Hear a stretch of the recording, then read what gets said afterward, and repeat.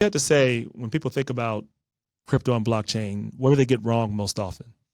I think they miss that this is not a speculative game. This is a game of utility. And it goes back to what we were talking about earlier, that most people think that these things are mostly funny money and don't have any inherent value or use. And I think that could be true for a significant portion of the broader crypto ecosystem. I would say it's mostly noise, right? Yes. Mostly noise in terms of the volume of things that exist. And of course, we have very bad examples of people doing horrible things that aren't necessarily even related to the technology itself. FTX was a good example of pure fraud that had very little to do with digital assets or their potential or things of that nature. There was a huge market crash that maybe had to do with the way in which some exchanges were handling the, let's say, the balances of real value versus the speculative assets. And I think for most people, the answer is that you should not be speculating on things that you don't understand by nature. Yeah. And that would probably encompass most of the things that aren't some of the pure plays, which are, I think you could look at the top 10 and stay there and be fairly safe.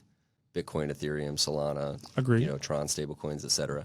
As soon as you go out in the weeds and you're investing in, Melania coin or Costco hot dog coin or whatever it is, you're all you're really saying is you're gambling.